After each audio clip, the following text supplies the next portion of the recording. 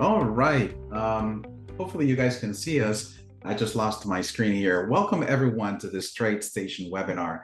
I'm glad that you took time out of your schedules to be here, learn a little bit about. It's great to see you all here, ready for this presentation. My name is Jesus Nava. I'm the Director of Client Training and Education for TradeStation Securities. I always like doing these sessions because I get to connect with TradeStation clients and also, people that are thinking about becoming TradeStation clients. So thank you for taking time to be here and learn a little bit about calendar spreads. Today we have a guest speaker. His name is Mat Cashman. You heard him just a moment ago. He's from the OCC, specifically the Options Industry Council, and we're going to get to him in just a moment. Today's topic is all about balancing risk and reward with options calendar spreads. Before we get started, the usual disclosures, just keep in mind that every symbol and idea that we talk about is for educational purposes. These are not recommendations of TradeStation. Also, that active trading is not suitable for everyone, especially when it comes to trading options, which carry a high degree of risk. Past historical performance is no guarantee of future results. We're going to be looking at different examples, and we just want to be aware that that's not a guarantee of things that are coming down the future. So we have the links on the disclosure slide. If you want more details, go to www.tradestation.com/important-information. As I said at the very beginning, our guest speaker is Mat Cashman. Before I pass it on to him, I just want to remind everyone that we have the Options Education Center available on the TradeStation website. If you go to tradestation.com, you have to hover over Learn, and you'll find an options education link in there. And just to give you a preview, we've loaded the Options Education Center with articles and webinars and videos that you can watch on multiple options strategies. Matt has done a few of these presentations, so if you watch some of the webinars, you're going to hear him as well. So if you like his presentation style, make sure you come back to the Options Education Center. We have a few webinars from him as well. But here, I'll send the link here in the chat so that everybody can just jump to it. But just wanted to create a parenthesis here and talk a little bit about what we're doing in terms of education. So Matt, we're happy to see you again. How are you doing today?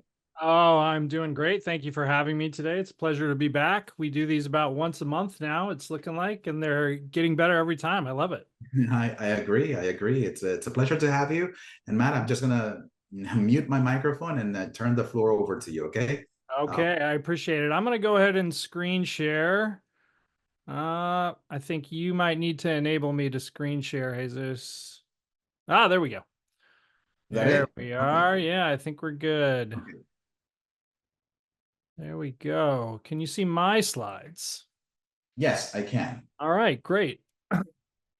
Well, thank you, everyone. Thank you, Jesus, for that great introduction. Thanks for joining us today for the TradeStation and OIC webinar on balancing risks and rewards of option calendar spreads. The goal here today is to give you a really solid understanding of these slightly more complex option spreads, build on some of the knowledge that we've really solidified in our previous webinars, and to help you with some of the nuanced risks that these slightly more complex strategies will include, so that you can utilize this knowledge and make better informed trading decisions, as always. Now, the more you understand spreads, the more you understand their risk dynamics and how they move around, that's going to translate into understanding options and understanding why your options positions are P&Ling the way that they are. It's also going to help you to understand how to utilize these options when certain characteristics or certain ways that the market lines up start to come down the pipe. It's incredibly important that you understand that options are diverse, they're flexible, but they also involve leverage. And that makes it really important that you understand the basics of options before you dive in and start clicking and doing all kinds of things. That's one of the things that that TradeStation does a really great job of as far as education is concerned. My name's Mat Cashman. I'm the Principal of Investor Education at OCC, as well as an Options Industry Council instructor. That's basically what I do all day long, is teach people how options work. Give you a little bit of background on myself. I started trading in '98. I've been an options trader ever since I got my start in Chicago on the board of Options Exchange, the CBOE, trading on the floor. I moved to London and I traded interest rate options there for a while, and then moved back stateside where I started and ran an index options market making business for the better part of about a decade up until 2015. I took a little bit of time off, but then I jumped back in on the educational side of things with OCC. And now I currently work at OCC helping individuals and investors to better understand both the risks and the benefits of exchange traded options through efforts like the webinar you're watching today. Now, we always include a separate webinar, a separate disclaimer. It's basically the same as Jesus's disclaimer, Jesus's and TradeStation's disclaimer. Options involve risk. They're not suitable for everyone. Anything that I discuss, please don't use it as an endorsement, recommendation, or solicitation to buy securities, buy or sell securities, actually. So one other bit of housekeeping. Following trademarks, logos, and service marks are wholly owned by the Options Clearing Corporation. You'll see them used in the presentation throughout. Quick bit of information about OIC. OIC right here is the Options Industry Council. The Options Industry Council was started in 92, to better educate the public as to the risks and benefits of exchange traded options. Currently, we continue to pursue that goal through the utilization of our website, which we put right here, optionseducation.org. There you can find an entire suite of educational materials that we post there. It's constantly changing. And if you head over there and create a login and a password, you will have access to all of it free of charge and on demand. It's a really valuable resource that I think is underutilized, but that's because I work there and I create all of the educational materials that go up there. You're going to find courses, podcasts, videos, webinars, and we're constantly changing it and putting up new stuff. So make sure you do that. One other thing that I want to stress, options at theocc.com, which you see right here. You can send us email questions about options to the investor education desk, which is where I sit with 3 other colleagues. Amongst the 4 of us, we have over 100 years of options trading or brokerage experience. And you can send us questions about your options trading, your options positions, et cetera, et cetera. Important to note, we're not registered investment advisors, so we can't direct you on option trades and we cannot recommend option strategies. But what we can do, and what we're actually very good at, is educating you as to how the options work more generally, and then allowing you to utilize that knowledge to build more and more and more knowledge on top of how you understand the options to get you a better understanding of how they work. Because if you understand optionality most generally, the great part about options is that the knowledge is fungible. The knowledge is actually transferable from asset class to asset class to asset class. Trading options in soybeans is really no different than trading options in bonds because the underlying optionality is the same. The asset class may present different nuances as to how the options act, but the actual optionality is the same. So if you learn optionality and you master it, you're going to do really well at being able to actually put that to use in different asset classes across the board. Make sure you check out optionseducation.org and send us email questions at options@theocc.com. All right. I start every presentation I do with this slide because I want to make sure we drive home the point that option volume is exploding over the last 20 years, particularly over the last 5. It's more and more and more vital to what this marketplace does to make sure that people understand how the options actually work. That's my job. My job is to teach people how options work. But what this drives home is that if you look at 2008, I always draw this parallel between 2008 and 2023. In 2008, I was standing in the SPX pit, trading S&P options, and 3.7 billion contracts traded for the entire year. 3.7 billion contracts for a year that was probably the most volatile thing that many people had seen in their entire careers, and definitely the most volatile thing that I had ever seen. I had been trading options for about 9 years at that point. 3.7 billion contracts for the entire year. To contrast that with last year, we did 11.2 billion contracts of cleared volume across all of the exchanges in the United States. OCC cleared 11.2 billion contracts. If you look at how this looks, right, 3.7 was back here. This is 11.2 last year, and we're forecasted to go north of 12 billion contracts this year. This is not a flash in the pan. This is not a blip on the radar. This is something that is pretty sticky, and that we're seeing volume numbers that are starting to, this is starting to look like the new normal. So what that says to me from an educational perspective is it means there's more people involved, and they're more involved on a day-to-day basis, trading more regularly. I want to make sure you understand how the options work before you get in there and trade. That's the only reason I bring this up. Today, we're going to talk about calendar spreads.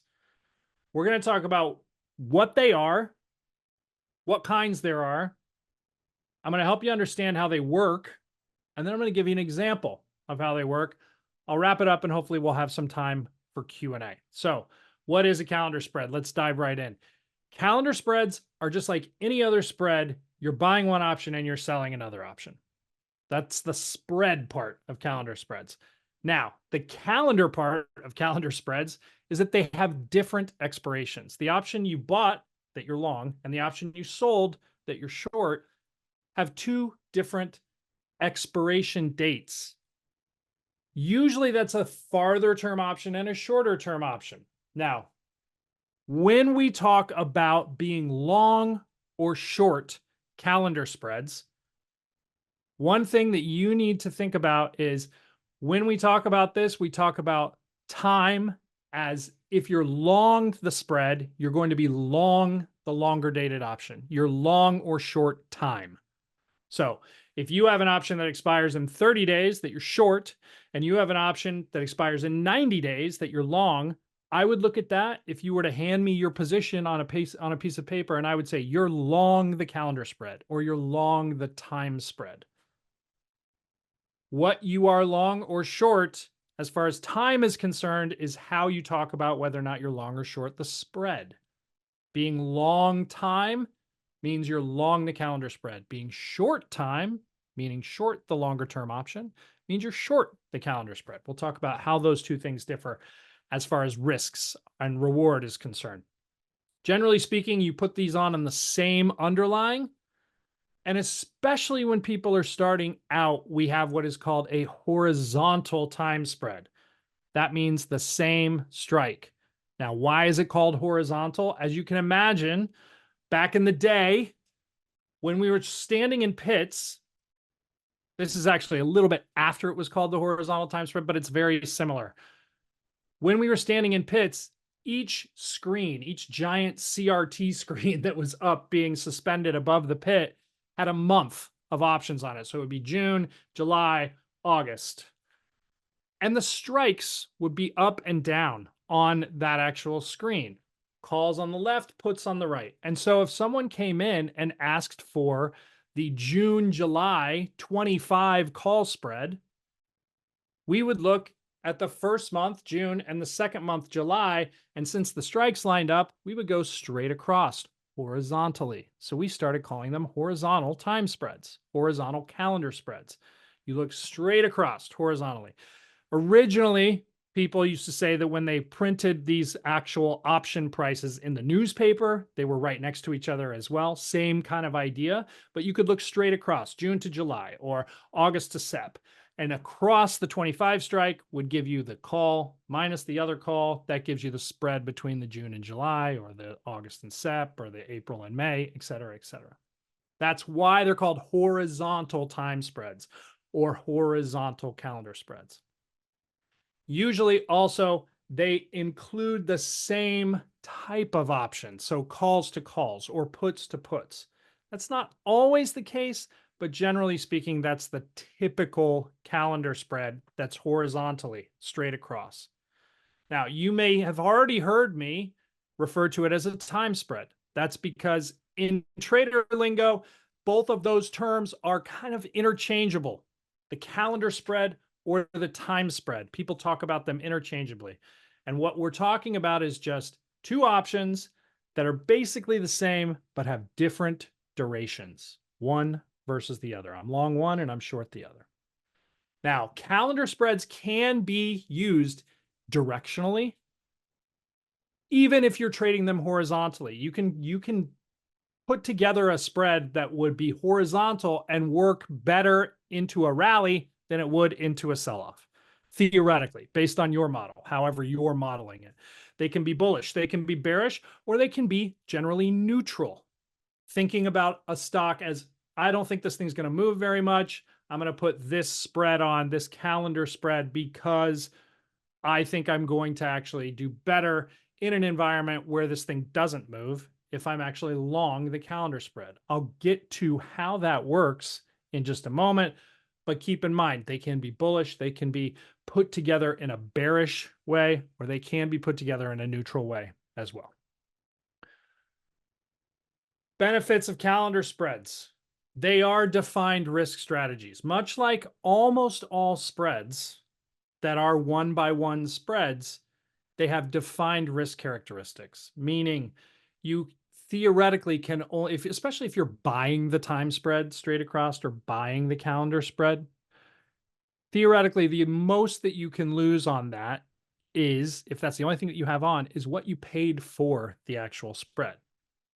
A lot of times when people are talking about option spreads, they talk about the fact that they have defined risk reward characteristics. And this is what we're talking about. If you pay 5 for something, the most you might lose on it is 5. Now, you could make a lot more than that, but the most that you're going to lose on it is what you paid for it. That's defined risk. Now, generally, these spreads are lower cost debit trades if you're buying them. The reason why they're slightly lower cost is the same reason why all spreads are slightly lower cost than trading the options outright, and that's because you have one long option and one short option against it. You're buying one and selling another. And so the actual net debit that creates is smaller, because if this option's worth 5 and you're buying it, and this option's worth 2 and you're selling it, you're actually only outlaying $3 of premium for the entire spread. That's what I mean by lower cost debit trades in this situation. Now, calendar spreads are typically a neutral strategy. That is because of the fact that, generally speaking, calendar spreads are traded in a way where people are buying the longer term option and selling the shorter term option. This came from the original order flow that existed in this case. Here's why. If you're actually short the front month option, let's say you have long stock and short calls. Many times what people will do is, to try to replicate that, they would actually roll their calls out in time over and over again. If they wanted to be long or short calls, they would actually create these spreads and move them from August to Sep, or March to April, or June to July, like I said at the beginning. So calendar spreads are the actual kind of second degree of how people started rolling their options from a month-to-month perspective. Now, calendar spreads can also, let me address that really quickly. As far as neutral strategies, the reason why people think about them as neutral strategies is because, generally speaking, calendar spreads, and I'll get to this in a moment, the reason why they function the way that they do is because of the difference in duration in these options, and why those actual options act differently because of their different durations.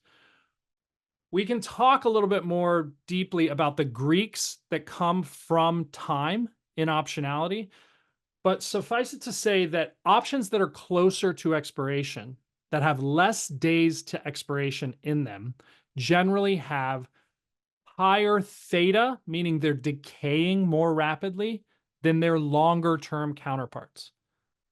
Now, the converse of that is that the options that are longer dated options have more sensitivity to implied volatility moves. You can see that in the amount of vega that exists in these options. Vega is an option sensitivity to implied volatility moves. And so I'll talk a little bit later about how the actual passage of time can affect these spreads, and also how implied volatility moves can affect these spreads because of those two things. One is the theta that exists between those two options, the difference in theta, and then two is the difference in implied volatility sensitivity, or what we call vega, in those options as a function of their duration as well as their time. Because of that, calendar spreads oftentimes are traded in low implied volatility environments, in environments where people are not necessarily expecting a lot of movement in the underlying. And the reason why is because if you're long the time spread, long the calendar spread, what you have is a longer dated option that you're long and a shorter dated option that you're short. When you have those two option positions on, really, those positions generally do well when the underlying doesn't move around very much. And so low delivered environments, low delivered vol environments are generally where people especially will be buying calendar spreads, because the option that's up front that's decaying more rapidly and is more sensitive to movement in the underlying is the one that you're short when you're long the time spread, when you're long the actual calendar spread. Now, the benefits that this comes from are because of the passage of time and or an increase in implied volatility. Remember what I said, the longer dated options are more sensitive to implied vol moves because they have more vega in them. And so if you're buying time spreads straight across, you're going to be long options that are rich in vega, but not very sensitive to underlying movement, low in gamma, and you're going to be short the option that is high in gamma, meaning sensitive to underlying movement, but does not have a lot of vega in it because it doesn't have a lot of time in it. And so when you take implied vol and you move it up, especially if you move it up across the board in all months, if it's like a parallel shift in implied volatility levels, what you get is natural expansion of time spreads. The reason why is because these options in the back of the curve have more vega in them. And so when you move implied vol up, your front month option might move 10 cents. Your back month option might move 90 cents. And if that's the case, that spread between those two options is going to move 80 cents, which is a big deal. I call that natural expansion of time spreads when you take implied vol up. Now, when you take implied vol down, you get the exact opposite of that. You get natural contraction of time spreads for the exact same reason, but in the opposite direction. When you move implied vol down, the options in the back of the curve that have a lot of vega in them are going to move faster down than the options up front are. So you get natural contraction in that way. Sometimes it's a little hard to think about it when you think about it like that, because it's kind of it's a little nebulous and it's somewhat esoteric, but it's important to think about duration when you're thinking about time spreads like that. Let's look at the basics of a horizontal time spread.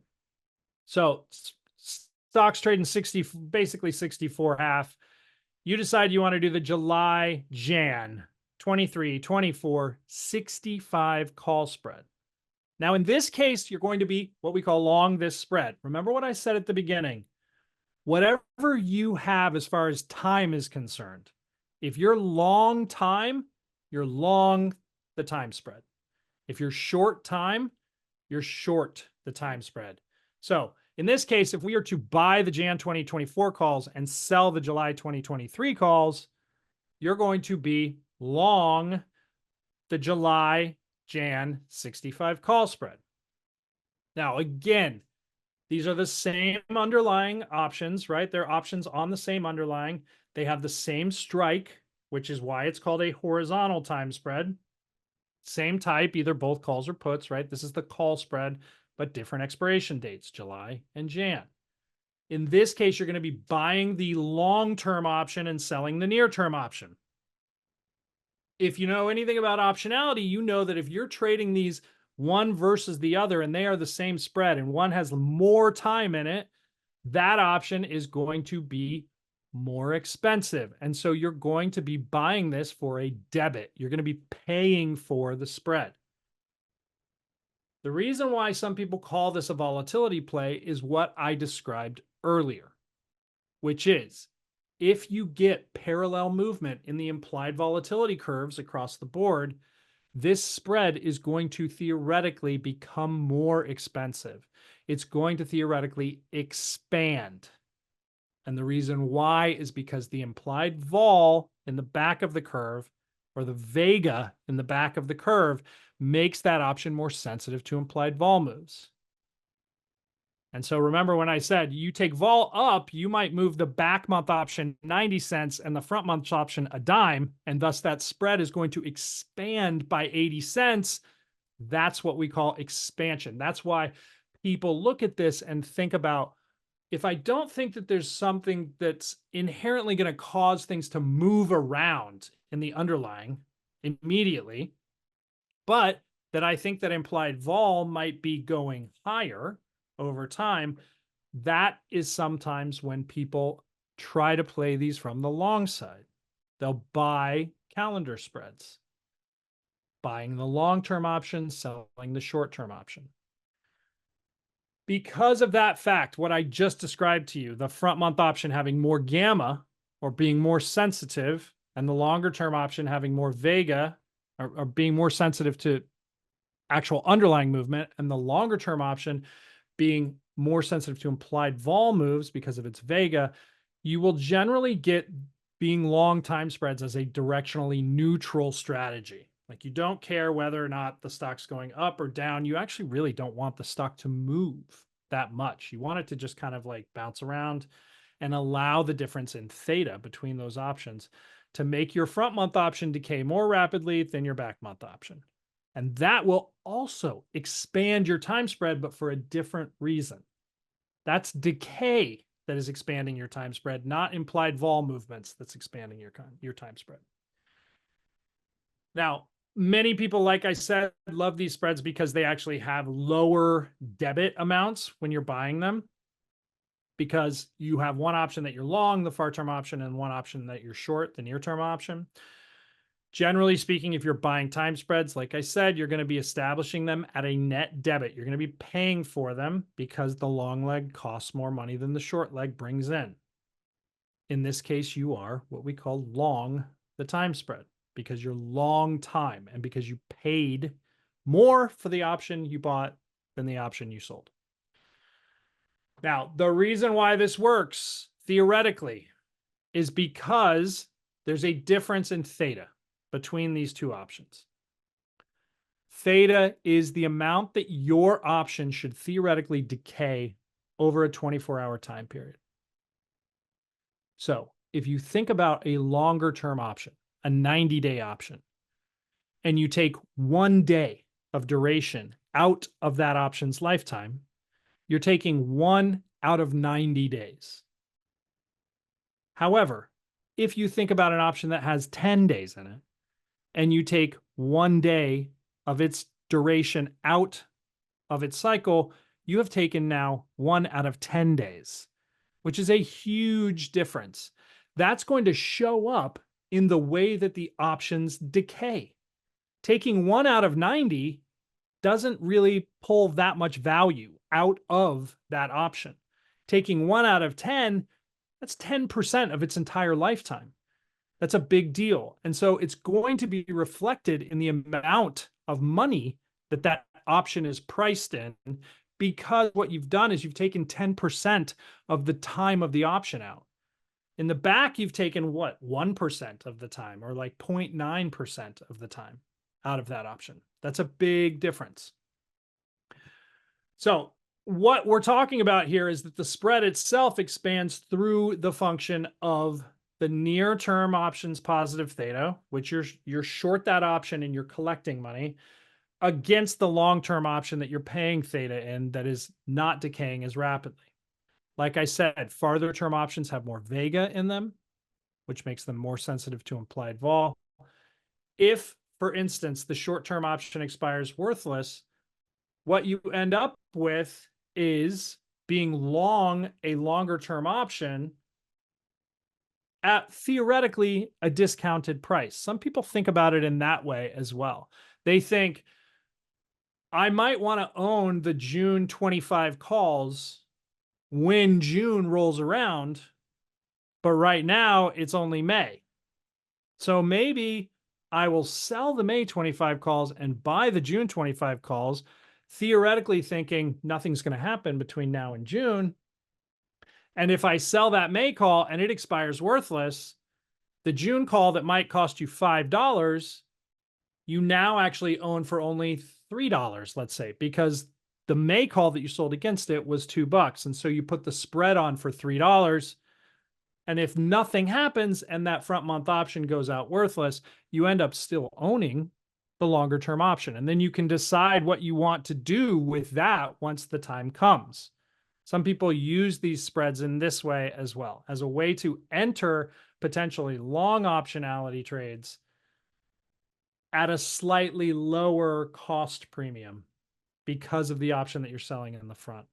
Now, it doesn't always work that way, right? It's important to understand that the option you're selling in the front has just as much risk and reward as the option that you're long in the back. It doesn't always work out so that like nothing happens between now and the time that the option expires up front. You don't always end up with a perfect trade, but that is how some people view it and how these spreads can sometimes be deployed in trading strategies. So like I said, theta is a measure of the way that an option erodes over time. It represents the decrease in the value of an option per 24 hours of time. And so when you look at an option and see that it has, for instance, 8 cents of theta, it's going to be expressed as negative 0.08. That would be 8 cents of theta. What your model is telling you in that situation, let's talk about theta for a moment. Your model is telling you that if we fast forward to this exact point tomorrow, this option, based on just time decay, should theoretically be worth 8 cents less than it's worth now.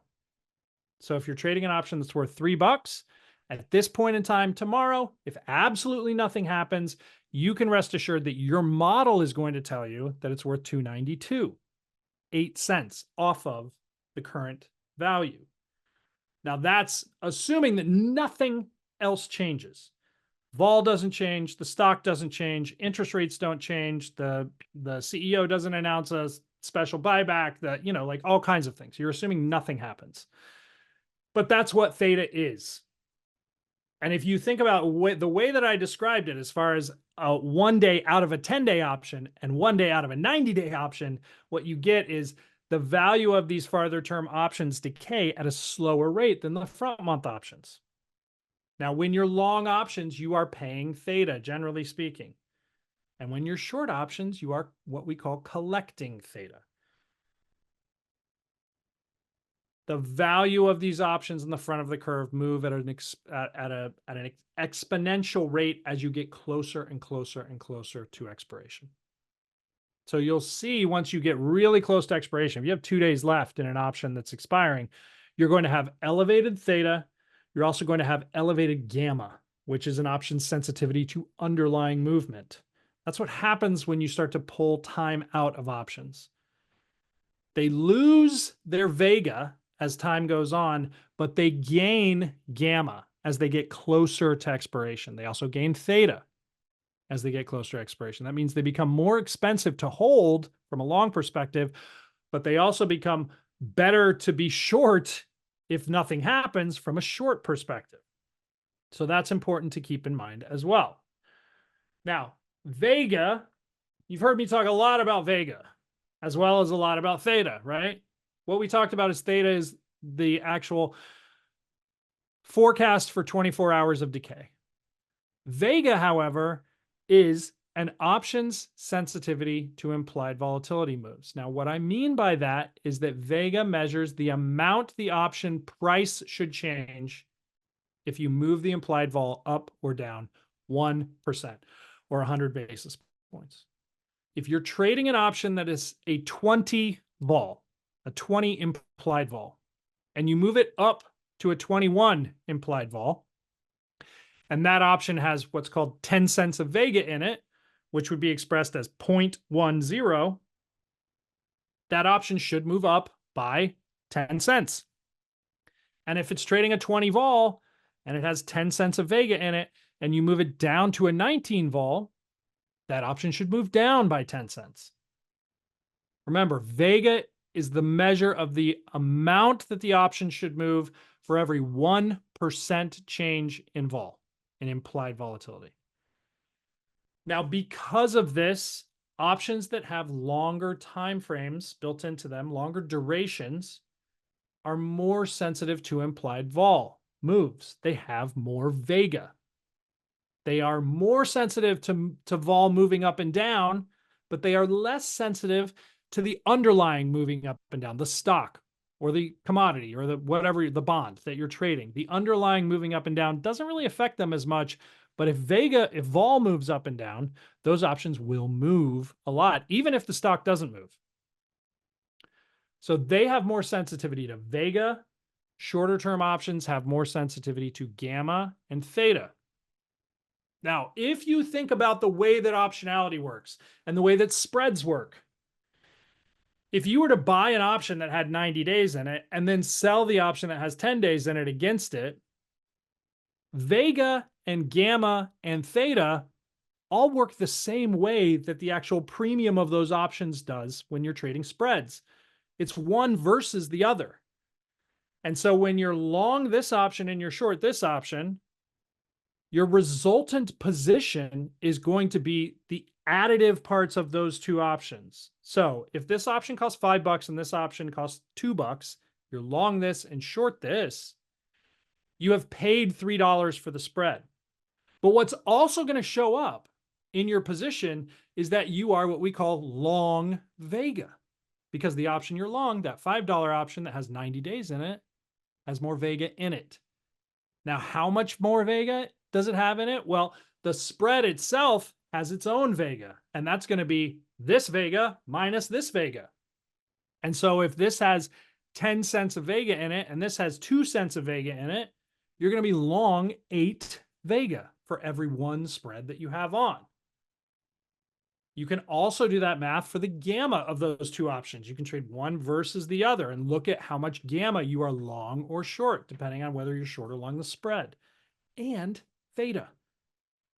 If this option's decaying at 10 cents a day and this option is decaying at 30 cents a day, you are collecting 20 cents a day of theta on that spread. 10 minus 30. You're collecting 20 cents. Now, like I said, as expiration approaches, the Vega of the short-term option decreases because Vega is a function of time, and the net Vega starts to replicate the Vega of the long-term option.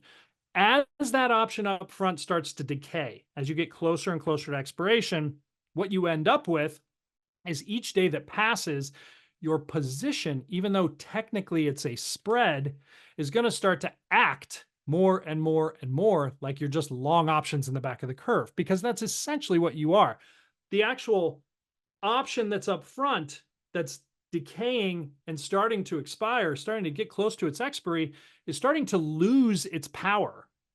It's starting to not have a lot of premium in it. It's starting to not have a lot of Vega in it. And all it becomes is exposure to underlying movement, because all it really becomes once it's decayed to the point where it's only worth, 10 or 15 cents, is it's just 10 or 15 cents of theta that's going to come out over the next however many days.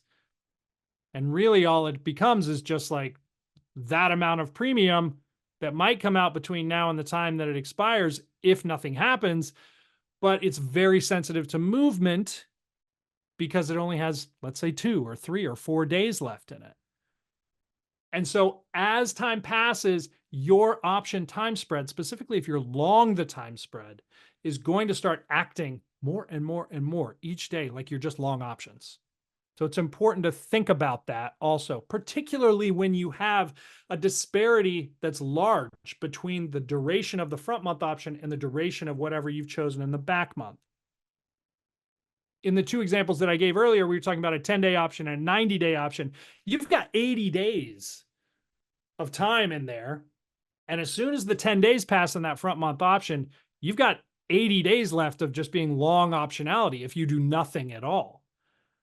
And so lots of time what people will do is they will continue to roll that short option into another short option, short option, short option between now and the time that the 90-day option expires. That's one way that people can manage these. Let's take a look at what this might look like from a real world perspective. Again, we're talking about this stock that's trading right around 64.5. We're going to take a look at the SEP Jan 67.5 spread. In this case, the SEP 67.5 call is trading $1.25. The Jan 67.5 call, remember, this is a horizontal spread straight across, trading $2.85. You would be selling this option and buying this option. I want you to ask yourself in this case, am I long or short the time spread if I'm doing this? Remember, buying the longer dated option, buying time means you're long the time spread. So in this case, you would be long time spread. You'd be long the SEP Jan call spread. Now, this is what it looks like as far as how that spread might react. By the end of this, some of you who have watched my presentations before are going to say you didn't have any P&L graphs in here. And the reason why is because time spreads are exceptionally hard to draw P&L graphs of because they have different durations in their optionality. And so there's a lot more things that are variable. Suffice it to say that if you trade this with the stock trading 64.5, because the strike is the upside strike, the 67.5 straight across, this is slightly bullish.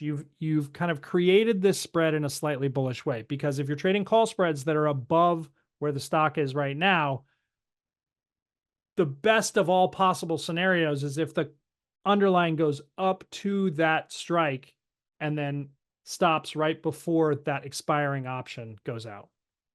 What that does is it creates that back month 67.5 call has a little bit more delta that's built into it as the stock starts to rise.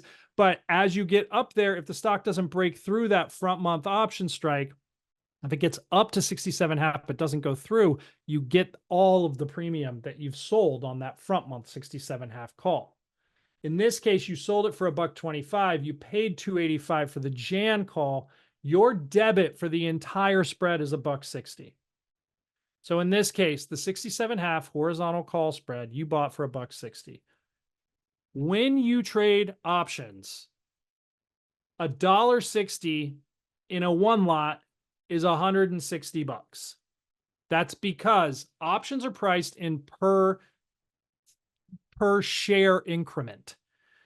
And so $1.25 or $1.60 is actually worth $160 because each option controls the right to create or you can change one option into 100 shares of stock, basically. And so the multiplier is 100 in this case. And so $1.60 equates to $160. The maximum risk, remember what we talked about before, defined risk characteristics of spreads. The maximum risk is the amount that you've paid for this spread. The most you can lose is $1.60, as long as this is the only thing that you have on. Now, if you have 10 other option spreads on, it's a much more complicated spread. And that's not the most you could lose. But in this case, if you just have short the 67.5 call in SEP, long the 67.5 call in Jan, and you paid $1.60 for it and you have it on one time, the most you can lose is $160.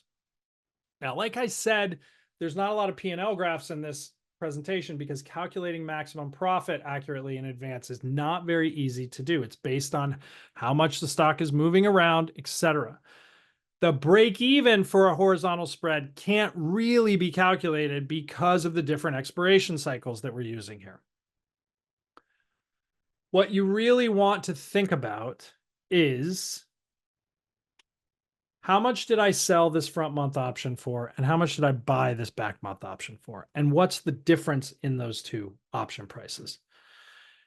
If absolutely nothing happens over time, theoretically, that option spread should expand.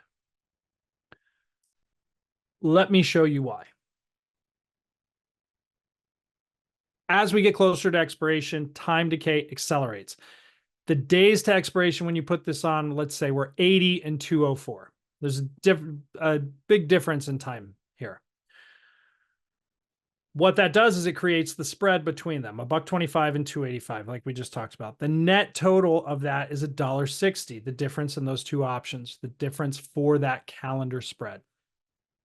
I want you to think about what happens when you fast forward by roughly a month.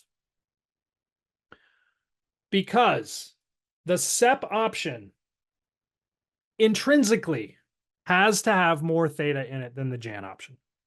And that is going to continue, and it's going to accelerate as you get closer to the SEP expiration. When I say that actual time spreads expand over time naturally, this is what I'm talking about. Look at the difference between, and all we've done here is done absolutely nothing except accelerate the clock 40 days. So now you have 40 days and 164 days in these two options. The SEP has 40 days, the Jan has 164. And look at the difference in the amount the options have moved. This used to be worth $1.25. Now it's worth roughly 60 cents. That's like less than half. This option was worth $2.85. Now it's worth $2.40. It's lost 45 cents. So the net total of this is $1.81. That's the spread value now after 40 days. That's assuming absolutely nothing happens. Now, how often does absolutely nothing happen over 40 days? Almost never. But this is meant to show you what I mean when I'm talking about expansion due to time. The increased value for that spread is 21 cents. That's a faction. That's just a function of time passing. That's all it is. It's a function of time passing and both of these options having differing theta amounts. The SEP option having more theta, the Jan option having less theta. Fast forward another 20 days. And we get the same kind of thing, except it accelerates even more. Now that SEP call is worth 18 cents and the Jan call is worth 2.13. Net total for that spread is 1.95. Keep in mind, this is the same spread. It's just time passing. 40 days and then 20 days. So the increased value from our original $1.60 is 35 full cents. If you do the actual math on how much that is in percentage terms, that's a decent chunk percentage-wise. Again, it's important to remember, this is assuming nothing happens at all. This is assuming it's a very placid, totally boring market where nothing is going on. That's how time spreads expand over time. You can see what I'm talking about when I say expansion, right? This is $1.60, then it's worth $1.80, then it's worth $1.95. That's natural expansion of time spreads as a function of time. That's theta. That's the theta part of these options. Let's talk about the vega part of these options, because this is where things get a little bit more dicey and where people start to kind of sometimes not have the perfect grasp of how this works. Just like I said, these options have differing amounts of theta in them. They also have differing amounts of vega in them. And in this case, you have an implied vol of 18. Let's say both of these options have an 18 vol. So SEP at an 18 gives you $1.25 on that call, and Jan at an 18 gives you a 2.85 on that call. Your total again is 160. Now, what you've done is you've paid an 18 vol in Jan and you've sold an 18 vol in SEP. Same vols, 18 and 18. Now, think about what happens when you move the implied vol up to 30. We've moved it up 12 full points. Right? That's vega, remember, is a measure of an option's movement based on a 1 point or 100 basis point move in implied vol. In this case, we've moved it 12 full points. That's 1,200 basis points. This is a big move in implied vol. It's almost doubling the implied vol. That's not necessarily that uncommon in situations where things go crazy. When you take that vol from 18 up to 30, now keep in mind, we're talking about a parallel shift in vol. The SEP goes up to a 30 and the Jan goes up to a 30. Look at the difference in how these options move.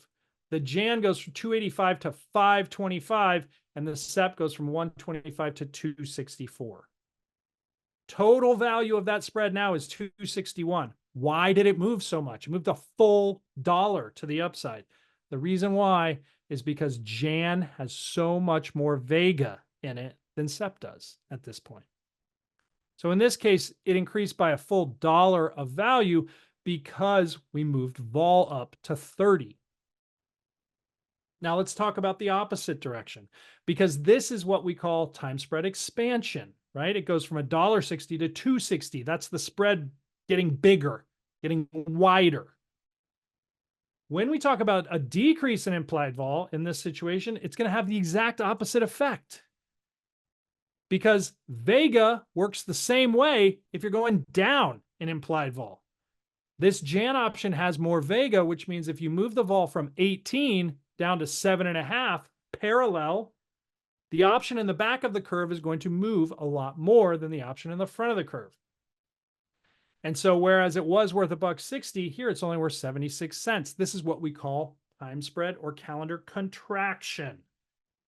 Why? Because implied vol has come down by a factor of like half. You took it down to half of what it was before.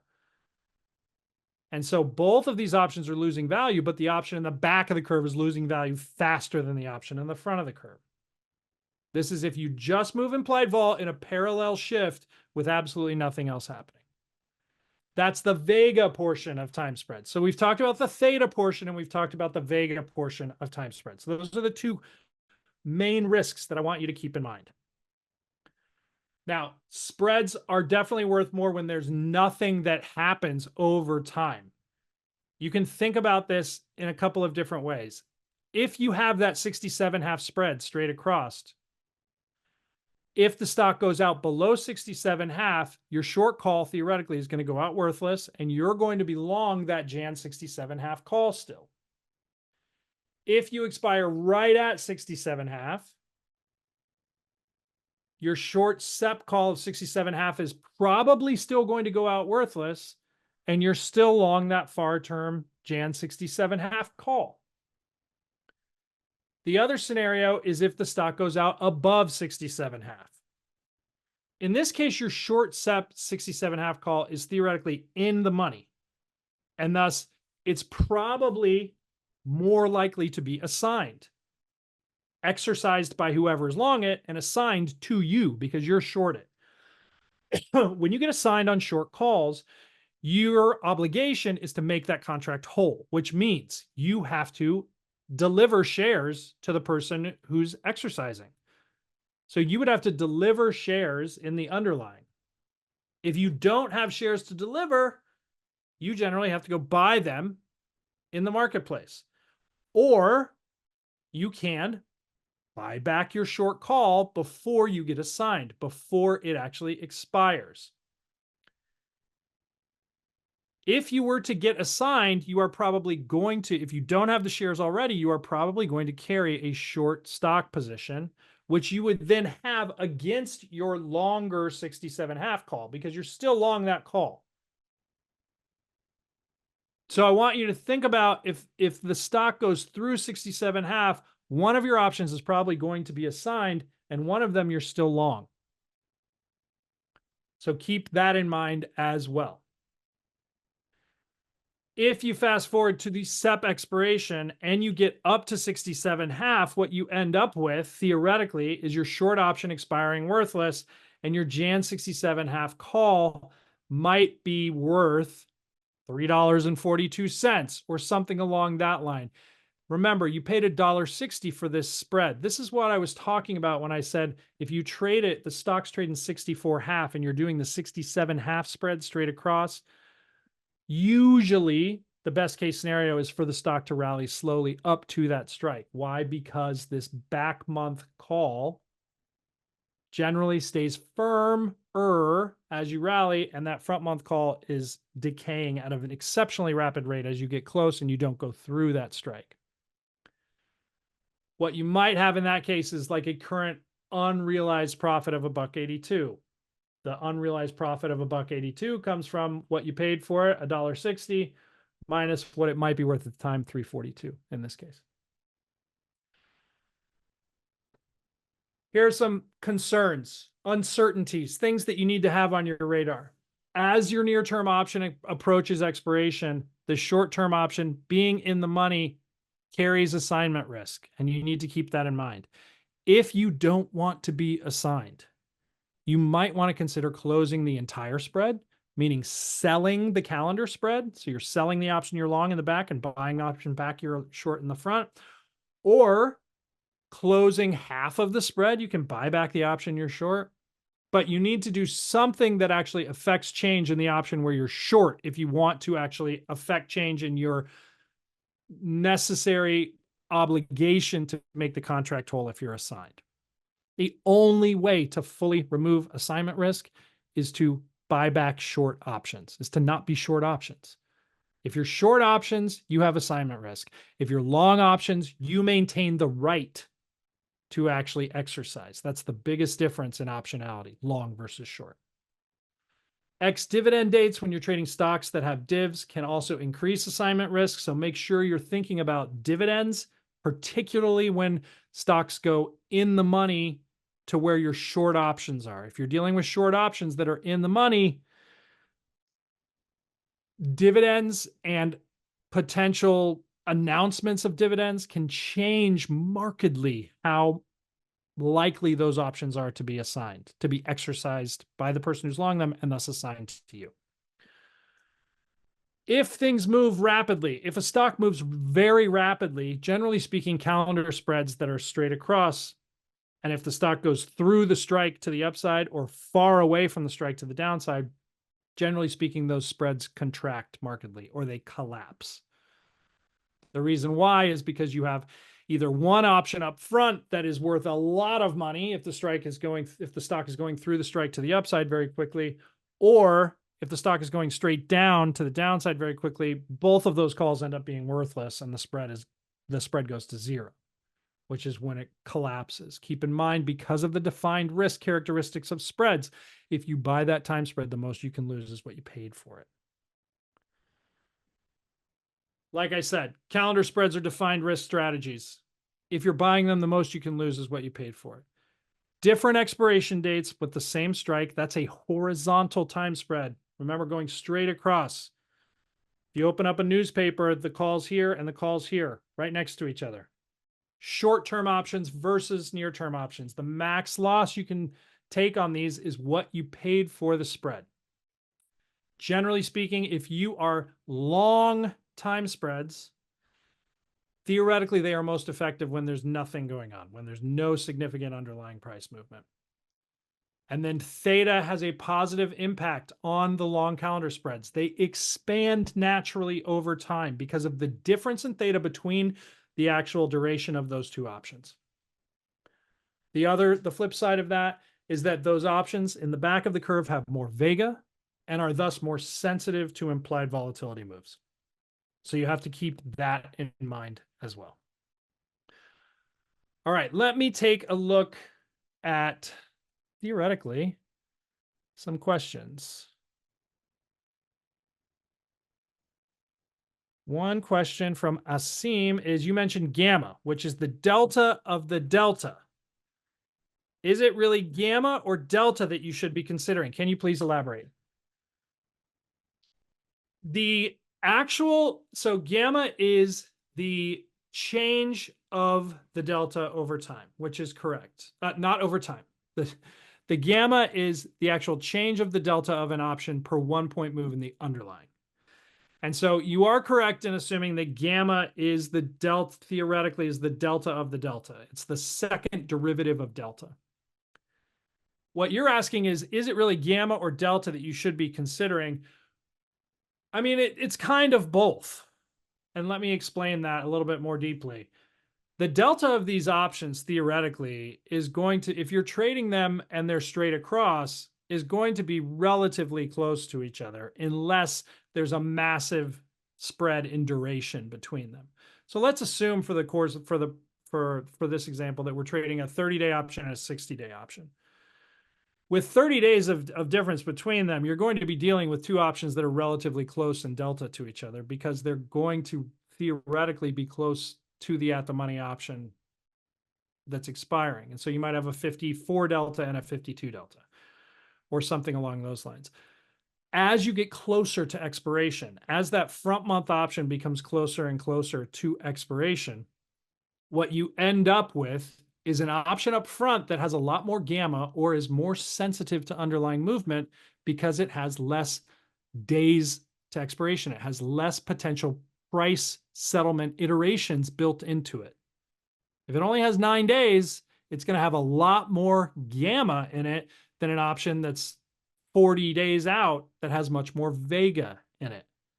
And so when you're getting closer to expiration for that front month option, your position, if you're long the long-term option and short the short-term option, is going to be more and more short gamma, meaning it's more sensitive to underlying movement because you're short gamma.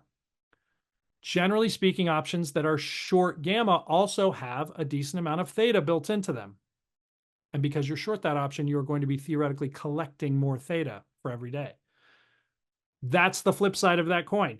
You're going to be more sensitive to underlying movement, but you're also theoretically going to be collecting more movement, collecting more premium per day. Those two things go hand in hand most of the time. And so that's what I mean when I say you need to pay attention to the gamma of those options. One other question is max loss is absolutely not the debit paid. Well, David, I respectfully disagree. If the only thing that you have on is your long one option and short the other option, and you don't have anything else on, and you paid $3 for the spread, the most you can lose on that spread is $3. What is a standard conservative strategy for calendar options? One of the most conservative strategies is actually the one that I actually showed, which is with the stock trading like 64.5 or something, the slightly upside call horizontal spread straight across. The reason why is because it acts a little bit like a long underlying short call position, which we call covered calls. It's not going to P&L exactly the same because you're not technically long the stock, but it's going to have some of the same characteristics of it. So what would be the optimum gap for the spread? Is there a way to count? There's not really a way to calculate the optimum gap for the spread. If I can't get out of the spread, what do I do to prevent assignment? That's a really good question, Marie. If volume is low and you can't get out of the spread, there's not a whole lot you can do to avoid theoretically being exposed to assignment. The one thing that is difficult to kind of think about before you put trades on like this is evaluating what the actual liquidity landscape looks like going forward. If you're worried about that, I would consider doing it in things that are extremely liquid so that you don't have to think about whether or not everything is going to disappear between now and the time that that option expires, because being short optionality, but here's where the rubber meets the road, Murray. Anytime you're short options, you are exposed to short optionality and incurring the liabilities that are exposed that creates. And so there's no possible way for you to create a spread like this without incurring some of those liabilities. How you manage it is a little bit different than whether or not you have those liabilities. So I would encourage you to think about things like overall volume and liquidity before putting these spreads on because of that. David, let's see. David gave me a very long. David, I would love to have this conversation with you. Would you send us an email at options@theocc.com? It would be a perfect thing for us to discuss via email. And you could actually just cut and paste that entire thing into an email and send it to me. I am already over time, and Jesus is going to be very angry with me if I launch into a conversation about this. So I appreciate all the questions. If you guys are looking for more information, optionseducation.org is where all of our educational resources are. Definitely check that out. And like I said, you can send us email questions at options@theocc.com. Please send us email questions. David, send me an email if you want to talk about that more. We can talk about it in a very deep way if you'd like via email. So I think that's about all the time I have today, Jesus. I really appreciate the time. Again, it's always a pleasure to talk to the TradeStation faithful. So thanks again for having me. That's a pleasure. Thank you, Matt, for joining us today. And we hope that we can do this again. As I said at the beginning, we've done this multiple times, and Matt's presentations are part of the Options Education Center at TradeStation.com. So make sure you visit us and explore what we have there on the page. I just launched a little poll about the effectiveness of the webinar. So if you can take a minute or two to answer the questions, we would really appreciate it. Matt, again, thank you so much for your time. Thank you for sharing your knowledge with all of us. I know that the audience here really appreciates it. Hope to see you soon. So let's keep in touch. Okay, Matt? Yeah, thanks a lot for having me again, Jesus. It was a pleasure. And everyone that joined today, thank you also for your attendance. Have a wonderful afternoon, and we hope to see you in one of our future classes. Have a wonderful day. Goodbye, everyone.